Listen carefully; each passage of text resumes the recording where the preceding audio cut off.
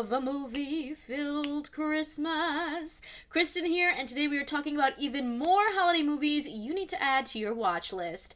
First off, we are starting with Spirited, another new take on A Christmas Carol. I mean, it's an iconic story. They've done it many different ways, but this is one of the first times that it's done from the perspective of one of the ghosts. So when the ghost of Christmas Present picks a dark soul to be reformed, it ends up sending him on his own journey to examine his past, present, and future. There's a lot of big laughs in this movie. There's a lot of giant spectacle song and dance numbers. I really loved those by Pasek and Paul, who did The Greatest Showman, which is another musical movie with amazing songs. I think Spirited is just a new holiday classic that brings a modern and surprising twist to the Christmas Carol story. Ryan Reynolds, Will Ferrell, and Octavia Spencer have really great chemistry together, and there are a lot of fun Easter eggs, including one to Will Ferrell's iconic movie Elf. And you can check out Spirited on Apple TV+.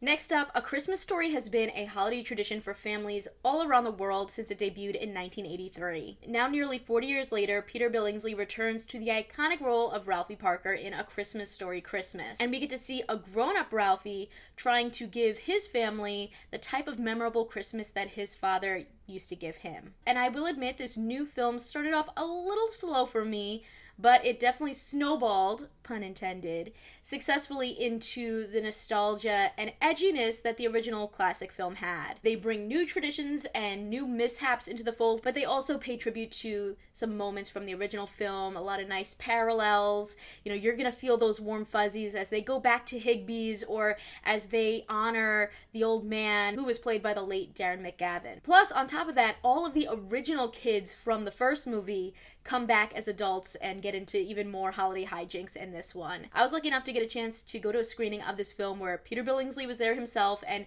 you could just feel the, energy in the room. Everyone was laughing and reliving this childhood classic, but updated, and it was a lot of fun. You can check it out on HBO Max. And if you love a romance about a fed-up pop star who escapes her daily life to grant a young fan's wish for the holidays, then you have to check out Amy Garcia and Freddie Prinze Jr.'s new film, Christmas with You. It sort of got the energy of J-Lo's Marry Me, except I believe Freddie Prinze Jr. a little bit more as a guy who's sort of starstruck in this world of famous people and is a bit surprised that, a big pop star is going to want his help collaborating on a song. And, maybe the two of them together will find inspiration and love. I think the film really hit its groove when they were talking about different themes of family and putting yourself out there and taking risks, and also of women supporting women. There's this big theme of, a pop star and another musician sort of being pitted against each other due to them being both women in the industry, due to them having maybe a little bit of a generational gap in the industry.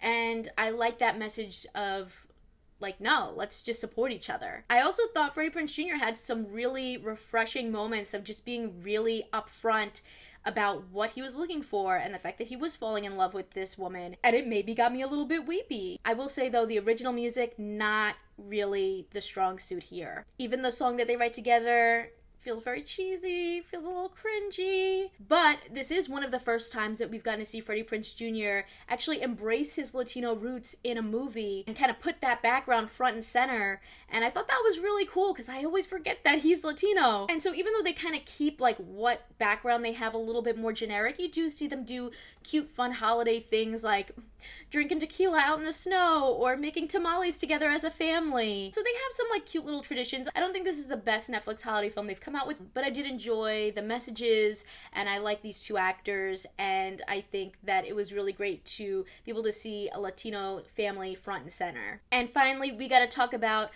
the Santa Clauses. I don't know about you guys, but I grew up watching the Santa Claus movies, and it went over my head the fact that it was a legal pun. I don't know if anyone else is learning that now. If you are, leave a comment down below and let me know. But the Santa Claus, I always just thought, okay, C-L-A-U-S-E, all right, I guess that's just how they want to spell it. No, it's clause as in contract, like a legal contract that if you put on the suit, you become Santa. Totally did not get that until 6 years ago. I was a full adult when I finally learned about that pun and what it really meant. I hope it wasn't just me that didn't get the legal pun until really later on in life. Well, no, it's not just you. No, we really did. We really packed a whammy for grammar, didn't we? So yeah, sorry about that. But they had 3 movies, and now 16 years later, it's time for a TV spinoff. Elizabeth, did you ever imagine returning to this franchise nearly 16 years later? What has it been like for you? Oh, it's such a gift. I had no idea we'd ever do it again. It was so much fun to step back into Carol again. I was so delighted. It really does feel like a nice big sigh. My mom always says it's the character most like me, and I don't think she's that far off. It was really, really, really fun. And the Santa Clauses find Scott Calvin at the brink of his 65th birthday, and he's kind of realizing that maybe it's time to retire. Maybe he's got to hang up the bag and the suit. But can he find a suitable replacement while also preparing to go on this journey of leaving the North Pole and going back to the real world? I got a chance to watch the first 2 episodes, so that's what we're talking about right now. Santa is losing his magic because modern kids don't really have a need for Santa anymore. There's also a lot of like kind of political correctness that they're talking about, whether it be like, okay, there's no more naughty and nice, it's nice and misunderstood kids, or you can't say Merry Christmas to all, which does kind of feel outdated to even be bringing up. I do think that sometimes they were a little heavy-handed with those ideas, and some of the Christmas puns were just like a little bit too much. But when they start bringing up that idea of this new clause, the idea that you can retire, I found it really fascinating that they started exploring these ideas of, well, who was the Claus family before the ones that we're watching? You know, what was the original lore behind Mrs. Claus? I would love to see them explore that mystery of like, who was here before Scott Calvin's family was. I also thought there were some really great Easter eggs to the original movie. We get to see, Santa go back to see Sarah, who was a big part of that first movie, and, him discovering that he was Santa Claus and, going on that trip for the first time, but now she's an adult. Or you get to see him with his son Charlie being like, hey, would you be interested in, joining the family business?